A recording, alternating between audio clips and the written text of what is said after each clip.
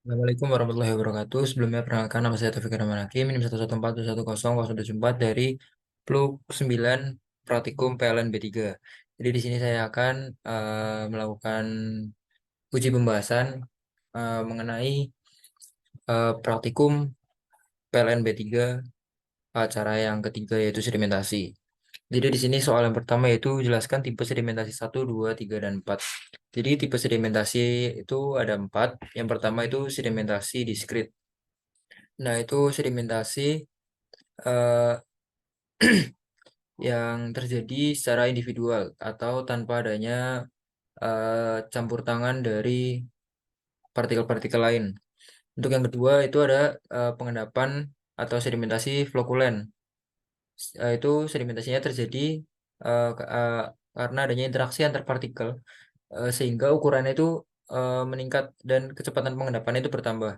Nah, untuk yang tipe 1 dan tipe 2 ini yang biasa kita gunakan di dalam laboratorium.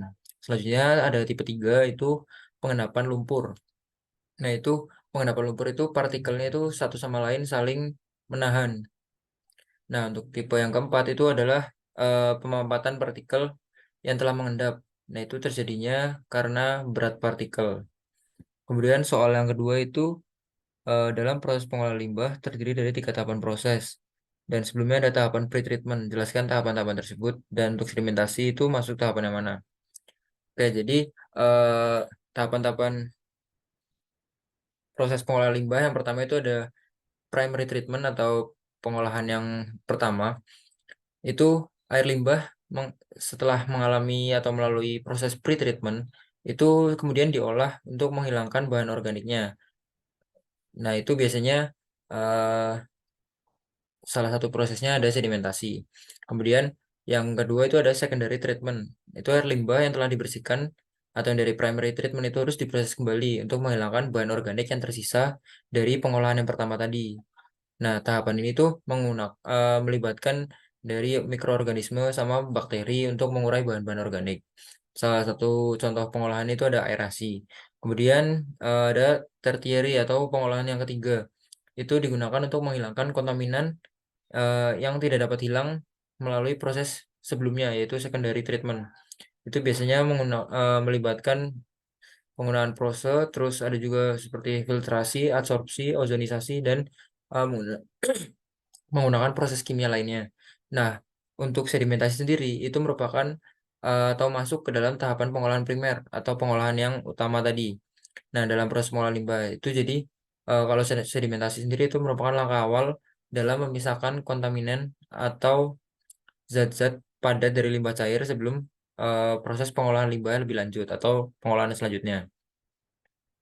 Nah, terus soal yang ketiga itu setelah dilakukan sedimentasi, air limbah tetap keruh karena adanya partikel terlarut TDS dan TSS. Apa yang bisa kita lakukan? Eh, Kalau menurut saya, jadi yang bisa kita lakukan itu adalah eh, pengolahan yang secondary sama tertier. Nah, itu kita lakukan pengolahan itu lagi.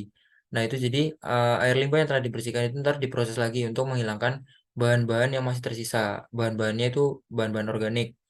Nah, untuk tahap ketiga itu juga melibatkan penggunaan mikroorganisme tadi. Jadi yang tahapan secondary. Secondary itu melibatkan mikroorganisme untuk memisahkannya. Kemudian kalau yang tertiary itu kita gunakan untuk menghilangkan kontaminan yang tidak bisa dihilangkan melalui proses-proses secondary yang sudah saya bilang tadi seperti ada filtrasi, adsorpsi, dan penggunaan proses kimia. Terus kemudian yang keempat itu percobaan di lab dijelaskan waktu pengendapan optimum dan waktu pengendapan sampai memenuhi baku mutu berapa. Kenapa pas di akhir-akhir partikel susah mengendap. Jadi eh, menurut saya untuk waktu pengendapan optimum bagi sedimentasi diskrit itu 15 menit. Karena di 15 menit pertama itu dia mencapai titik efisiensi paling besar.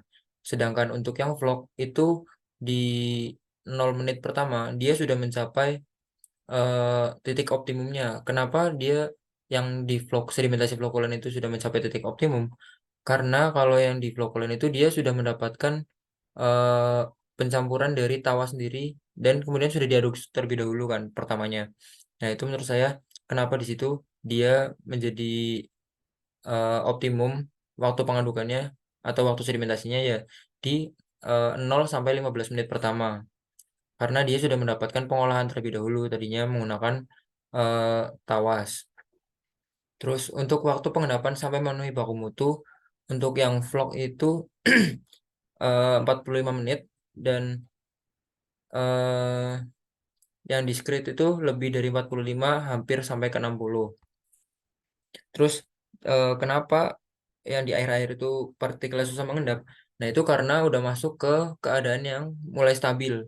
Sama partikelnya itu sudah mulai terlarut di dalam air. Jadi dia sudah mulai tercampur dan tidak bisa terendapkan di dalam di bagian bawah in-half cone-nya itu. Terus juga massa jenis dari partikel-partikel yang sudah terlarut itu udah lebih kecil dari air, jadinya sulit untuk mengendap. Nah, untuk yang soal kelima itu jelasin salah satu studi kasus dan penerapan sedimentasi. Jadi penerapan sedimentasi itu juga bisa dilakukan pada instalasi pengolahan air limbah industri. Contohnya kalau di Jogja itu ada industri batik. Jadi dia digunakan di IPAL Batik Jogja. Nah, jadi bak pengendapan atau sedimentasi yang dari proses primary treatment itu merupakan unit pengolahan awal. Prinsip kerjanya itu mengendapkan dan menstabilisasi bahan-bahan yang diendapkan. Selain untuk mengendapkan juga bisa untuk menyaring partikel juga mengurangi beban organik yang terkandung dalam limbah. Jadi nanti di proses selanjutnya itu bebannya sudah terkurang. Nah, untuk proses pengolahan limbah cair pada apa namanya eh, ipal batik itu terjadi di bak penangkap lilin. Jadi lilin malam yang buat buat batik itu nanti mengalami akan melalui proses sedimentasi.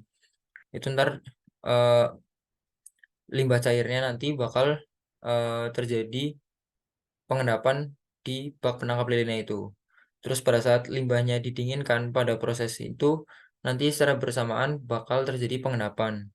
Nah, hasil akhir dari proses pengendapan tadi mengendap, sedangkan sebagian minyak sama lemak-lemaknya itu masih mengapung.